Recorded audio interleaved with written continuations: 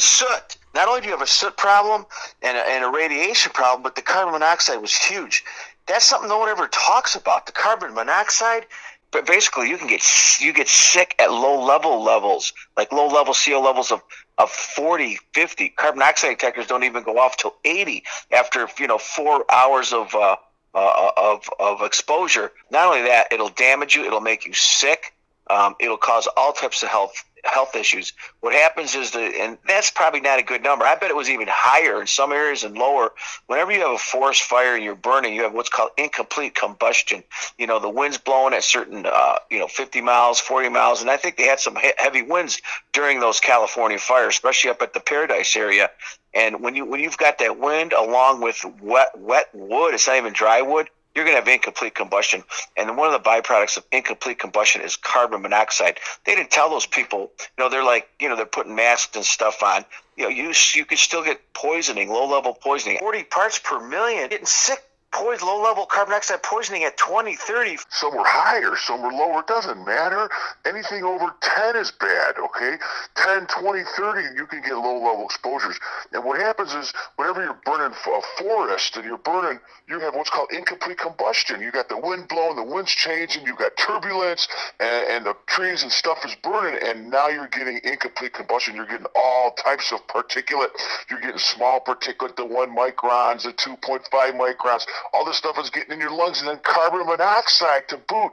And that's the kind of stuff that probably made people nauseous, probably gave people headaches. I bet you had 1 million people with headaches, especially in Los Angeles.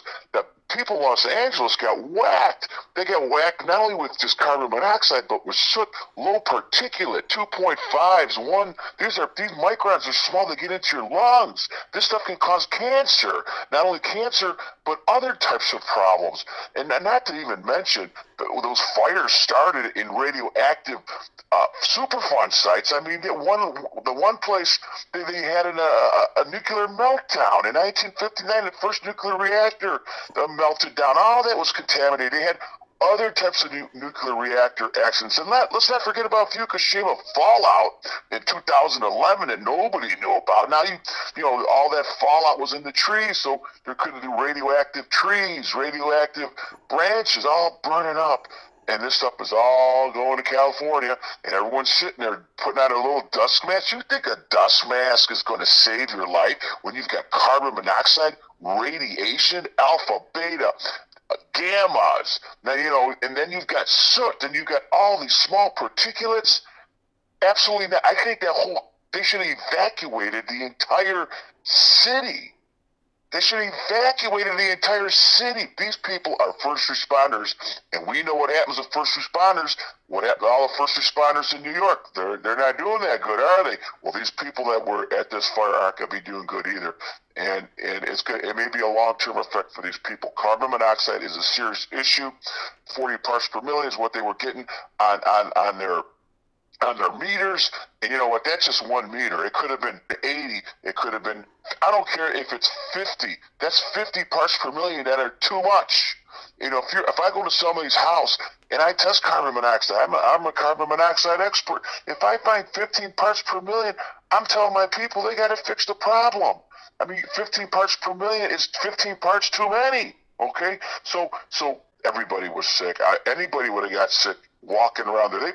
They had headaches, they had nausea, people probably had brain fog, not to mention other problems that could happen, and other sicknesses. And let's not forget about the radiation factor, the whole radioactive factor, and the small particulate, just the fine particulate. Some of those fires were in Superfund sites. What do you think's in a Superfund site? Chemicals, all types of things people don't want. They're burning this stuff up and it blows in the wind. Man, you saw those clouds going over those cities. Millions of people were exposed to this, and they did not evacuate. It blows my mind. It blows my mind how they let people hang around and have this fallout, and they do not even care about the population. They don't care about people when they do these things. It's diabolical. It's diabolical.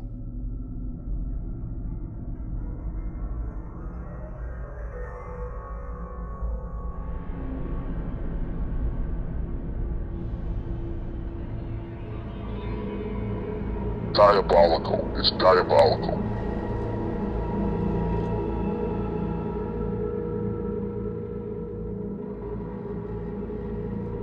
not even care about the population. They don't care about people when they do these things.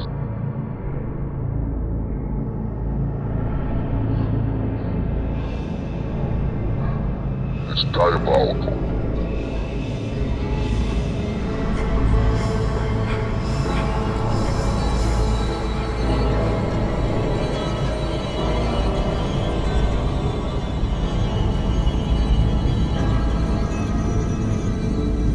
Diabolical. It's diabolical.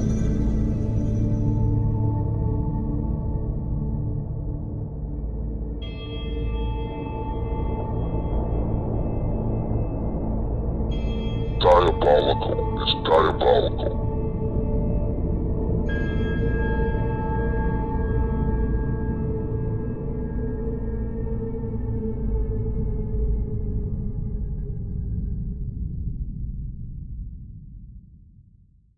Diabolical. It's diabolical.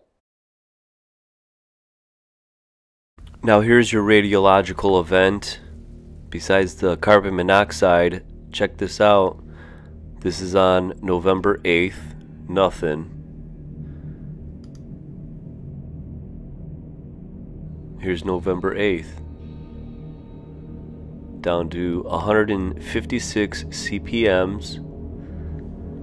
And we don't even have to go through this anymore, but we're going to see that it peaked out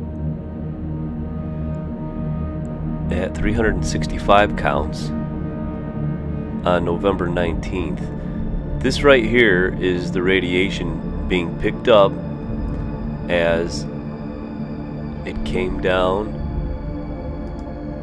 through San Francisco. San Francisco is probably not a good place to be living because it looks like that valley picks everything up and pushes it right through San Francisco.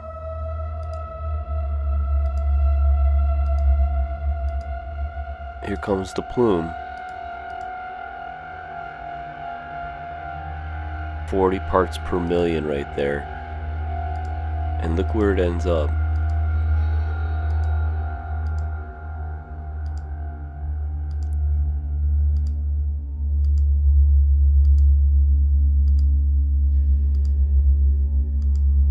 Actually, San Francisco got lucky because San Francisco is like right over here actually. So as a matter of fact, let's go over here to San Leandro, because that might have picked up more actually. Let's do the...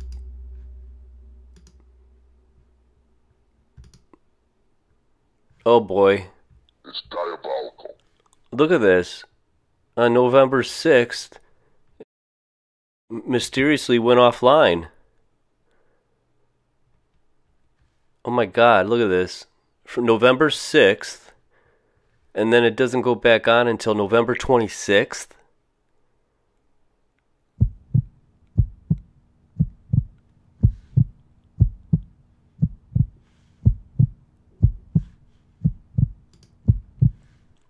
Let's go to San Jose then.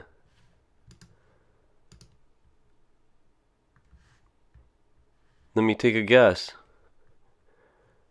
By the time it went down there, yeah, it was up. This is it right here. Diabolical.